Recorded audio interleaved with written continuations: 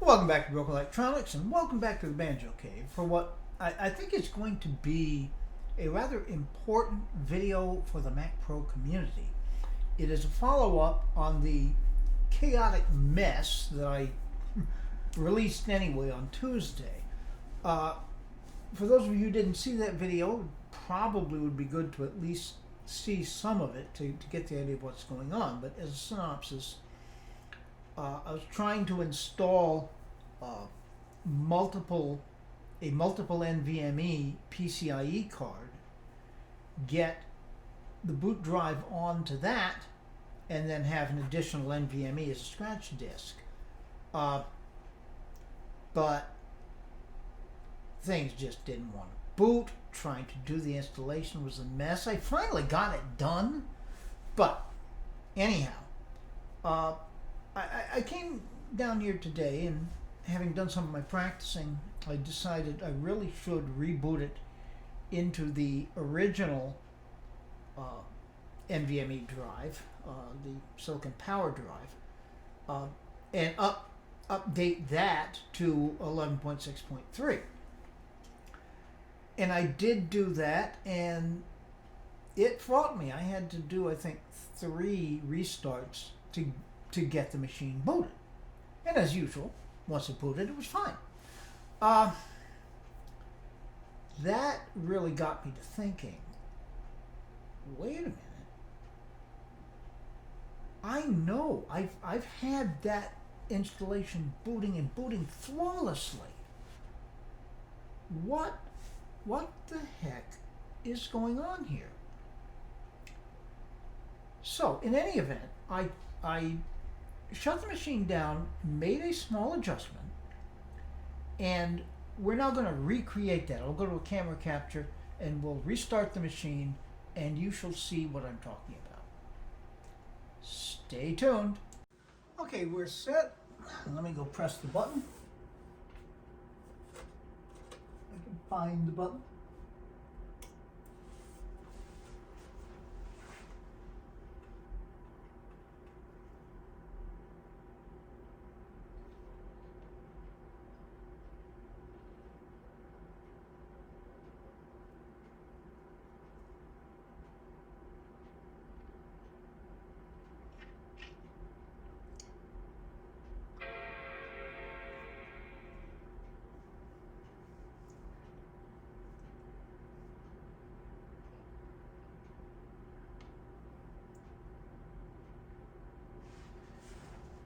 Now you see very quickly the boot manager went.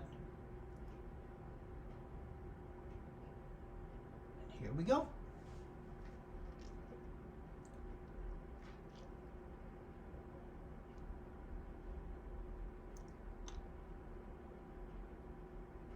Should get past here easily enough.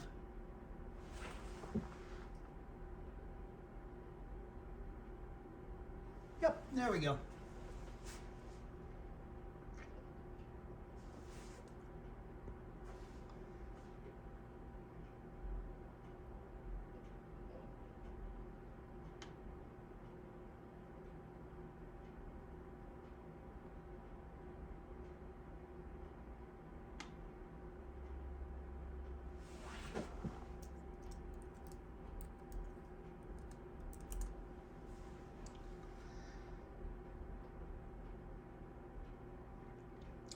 And my friends, it will do this every single time. Every single time. Okay, I will get back. I'm sure you want to know what that small adjustment was, because this is like magic. Stay tuned. Well, I'm sure you all want to know, what was this small adjustment that took it from being a booting nightmare to absolutely flawless? And believe me, it will boot that easily, as in the clip you just saw, pretty much every single time. I haven't done the 20 reboots in a row test. I've done half a dozen, and it's flawless. Okay, so what's the small adjustment? I took the new PCIe adapter card out. Without this in there, it's fine. Now, I should have known. I should have known. Because I kept going over what is different. And I focused on the USB installer itself, having been made in a different machine. That was a rabbit hole, forget that. I threw out the thought that maybe the new GUI for OpenCore Legacy Patch was a problem. That was a rabbit hole too. Okay? This was it. All right, now I have to try one more thing just to see. If I take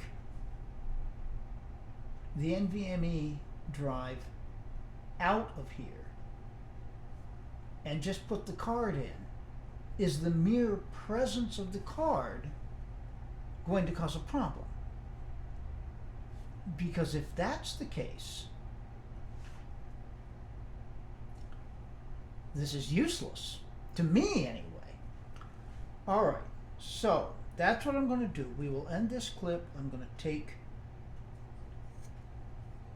this off. I'm reluctant to do that, only because when I have taken NVMe drives out from the GlowTrends adapters, they've died. It's happened to me twice now.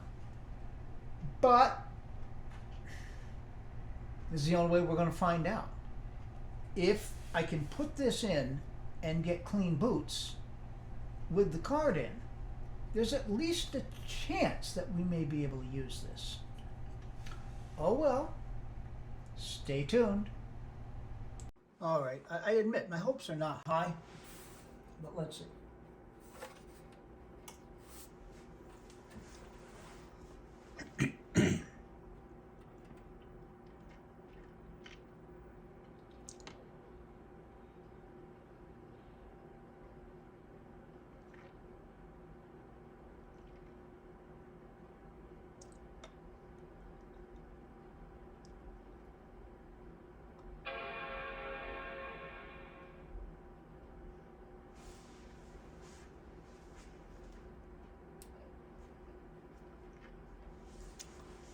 All right.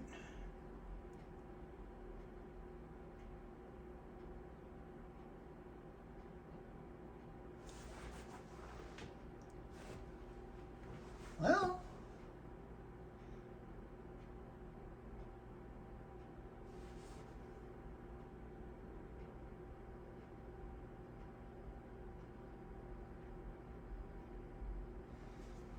yeah, this, I'd be surprised if this doesn't boot. Well, assuming that it that it does boot all the way, I do have a blank 512 gigabyte SSD that I can try putting into the card just to see if in fact it will boot. All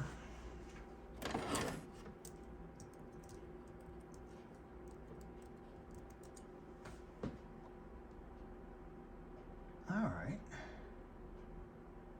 Okay, so why don't I do that? Stay tuned. All right, the arrangements have been made. Now, actually, I put the SSD that originally been in the card back in. It worked fine. The way I'd been testing them is to put them into an adapter, and a USB adapter, and I had been plugging them in to a USB 3 hub. That's what I usually plug things into, including external drives, and it's always worked fine.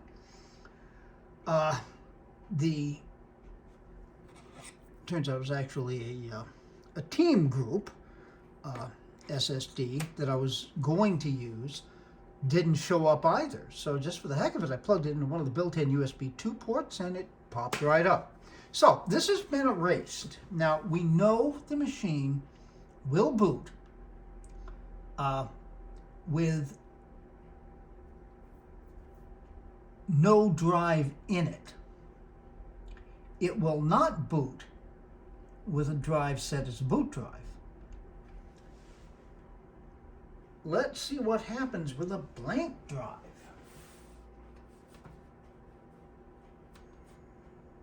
Come on, my buttons here. Here we go.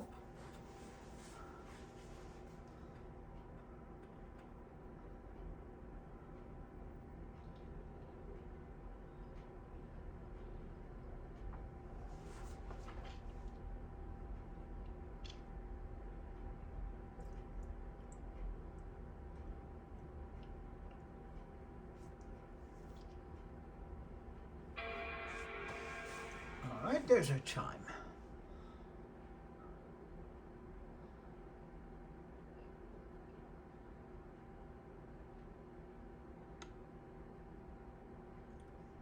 And you know what I mean now when I talk about how quickly that boot manager disappears if you're not tapping away on one of the arrow keys.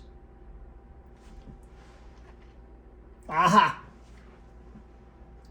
Okay, so there's our answer. Not the answer that I would have hoped for, but it with a drive loaded in the card, it's exactly the same problem. That ifnet underscore attach.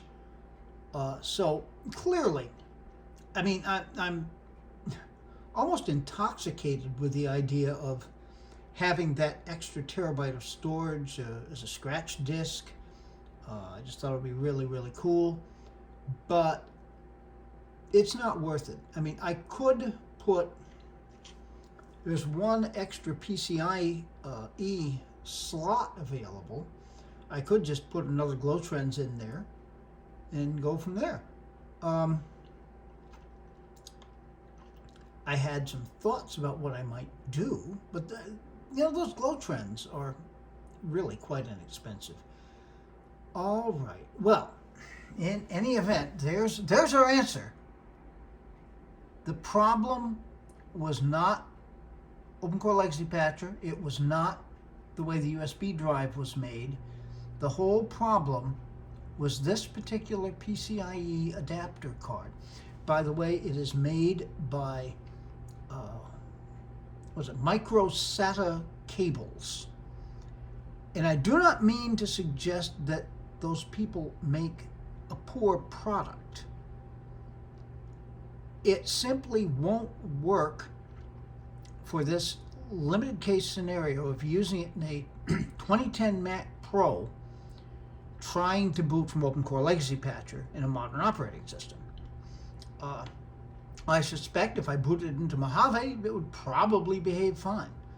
Not that I'm going to do that. Oh well, it was worth a shot. Be good to other people. They need it and deserve it. Be good to yourselves. Any good that we do in the world comes from that. We can make the world a better place, but it is not so. Please, please take very, very good and careful care in these difficult times. We're going to be back. Starting next week, we will have more PowerPC. Should be, you know, absent some things happening unexpectedly.